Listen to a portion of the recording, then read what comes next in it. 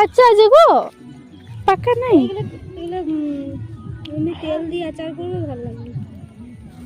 সেই কি বলে লঙ্কা গুঁড়ি, কাঁচা লঙ্কা, লেবু, নুন, তেল আছে যেমন করে না। এখানে মা পুটুকে এনে পরে দাঁড় করে দিচ্ছিল, আর পুটুর নাচ দেখো, নাচের টেকনিক দেখতে পাচ্ছ। বড় বড় ডান্সাররা এত সুন্দর নাচতে পারে না, ও যা নাচছিল। বলছি তো মাঝে মাঝে ডিজে বন্ধ হয়ে যাচ্ছিল, কিন্তু পুটুর নাচ থামেনি, এমন নেচেছে ও।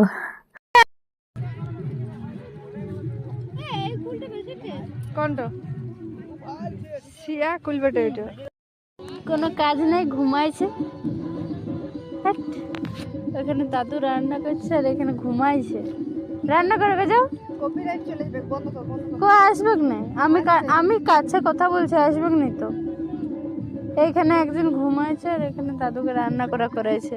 কোনো কাজ নেই, যাও উঠো রান্না করে যাও। কি পিকনিক? কি খেয়েছিস? কি খেয়েছিস? পিকনিক, পিকনিক বল, পিকনিক। কই মাংস ঝোল খান না, বল পিকনিক খেয়েছি।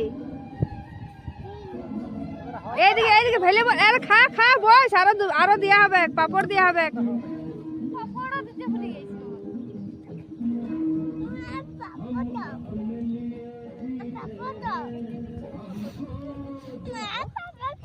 এর শুন, এদিক ঘুর, এদিক ভাল বল, তবে দেবো, আমি দেবো, আমি দেবো। এইদিকে দেখ রুদ্র, এ রুদ্র, এই কোথায় কোথায় নিয়ে এলি? দিবেক নাই।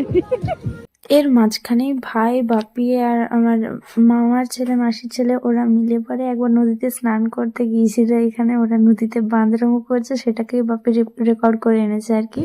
এ কোন পথে গেলি? ওই কাঁচা কুলগুলো তুলে কি করবি?